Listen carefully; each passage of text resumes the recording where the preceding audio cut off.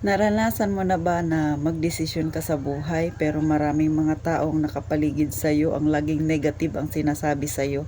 Parang hindi sila kumbinsido na kakayanin mo. Ay pues, pakinggan ninyo itong aking isasalaysay sa inyo ha. Ang mother ko ay grade 5 lang ang natapos niya. Grade 3 siya nung ipinabigay siya ng aking lola kasi namatay na ang aking lolo at hindi sila kayang buhayin. So sa makatuwid, sa ibang tao siya nakituloy. Tapos yung ipinapakain sa kanya, ipinagtatrabahuan niya rin syempre. So sa murang edad niya, walang magulang na nagabay sa kanya. 16 years old nung siya ay nag-asawa. At nabuntis siya, ipinanganak niya ako ay 17 years old lang siya. So ngayon, syempre kailangan niya nang tumayo sa sarili niyang paa. Ang father ko noon, that time parang 22 years old yata. So si mother ko gusto niyang magkaroon ng sarili niyang tindahan. Pero ano ba ang sinasabi ng mga nakapaligid sa kanya dahil hindi siya nakapagtapos ng pag-aaral na elementarya? Aba, eto ang sinasabi. Marunong bang magbarya yan? Marunong bang magkwenta yan? Hindi nga yan marunong yata magsulat at magbasa. Hindi naman nakapagtapos ng elementarya yan. Marunong kayang humawak ng negosyo yan? Mapapalago niya ba yung negosyo niya? O baka malugi siya? O, di ba mga kasari, kung ikaw ang makakarinig na ganyan, ano ang magiging damdamin mo, di ba? So, ganun po mga kasari. Pero, hindi niya inisip yung mga ganun kahit na masasakit na salita ang narinig niya. Bagkus tumayo siya sa sarili niyang paa, ipinakita niya na kaya niya. Sa totoo lang, parang 6 years old na ako nung makita ko yung matatandaan ko talaga yung buhay namin. Medyo maganda ang buhay namin ng mga panahon na yun kasi siya ay masipag. Talagang 100% masipag ang mother ko. Napalago niya ang kanyang tindahan at naging parang kantin pa siya ng mga tao doon kasi yung maliit na nayon halos doon na sa kanya bumibili. So umangat talaga ang aming buhay. Pero syempre, kasabay ng pag-angat may mga problema ring dumarating. So yung father ko ay nagkasakit.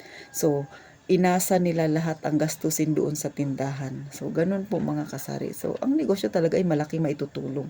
Ang tatay ko ay halos mahigit 1 taon na walang trabaho pero nakaasa doon sa tindahan na itinayo ng mother ko.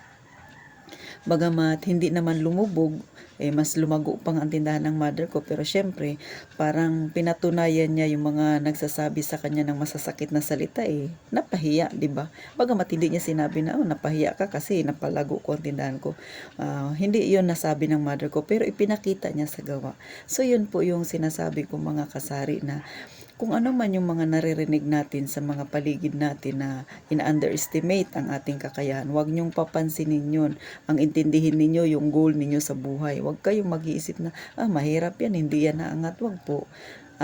Ipinapakita ko lang sa inyo yung kwento ng buhay ng mother ko na nagsimula siya sa walang-wala pero umayos ang kanyang buhay. Sa totoo lang ngayon ang mother ko ay senior na.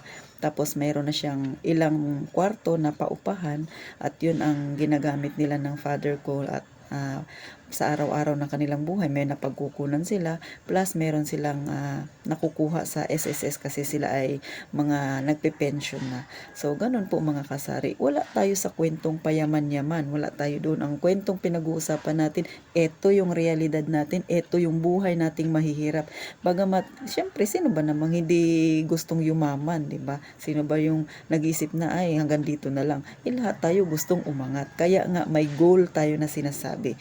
Pero syempre sa bawat pangarap natin, isang hakbang lang. Hindi tayo pwedeng humakbang ng 5 hakbang kaagad.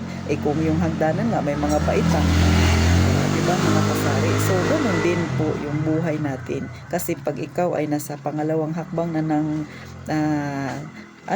hagdan tapos gusto mo humakbang ng 5 kaagad, scam ang tawag doon, di ba? Ito yung tunay natin na buhay. Kaya huwag kayong mag-alala kung ang buhay ninyo ngayon ay hindi kagandahan. Huwag niyong pansinin yung mga nanghuhusga sa inyo. Basta nasa goal kayo ninyo nakapokus, nasa buhay ninyo kayo nakatingin. Yung mga gusto ninyong mangyari sa inyo, ang ipaglaban ninyo, mangyayari po yan. Maging positive lang tayo. Huwag nating intindihin yung mga sinasabi ng mga nakapaligid sa atin na hindi naniniwala sa ating kakayahan. Kasi tayo ang nakakaalam sa sarili natin At saka sa totoo lang, minsan yung mga sinasabi ng mga ibang tao, minsan yan pa yung nagpapalakas sa atin eh. Gusto nating ipakita na mali sila, na tama tayo sa ating desisyon. So ganun po mga kasari.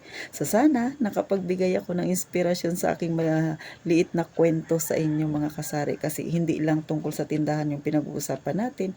Pag-usapan din natin ang buhay-buhay ng totoong kagaya natin na nasa baba na mga kasari. Kaya yung mga nakarelate dyan sa kwento ng mother ko, o yan ba yung pinagdadaanan ninyo? Laban lang mga kasari, ha? Kayang-kaya nyo po yung kayang-kaya nyo malampasan yung mga ganyang pagsubok na yan. So thank you po sa mga nanonood, at sana sa hindi pa nakasubscribe, please subscribe naman po para marami pa tayong mamotivate na kagaya nating nasa baba, nasa masa ang buhay. Thank you po ng marami, at sana ay magkita tayong muli sa susunod kong upload. Mag-iingat kayong palagi mga kasari, at ito ang inyong pambansang tindera, ang Ate Tintin ninyo. Salamat po.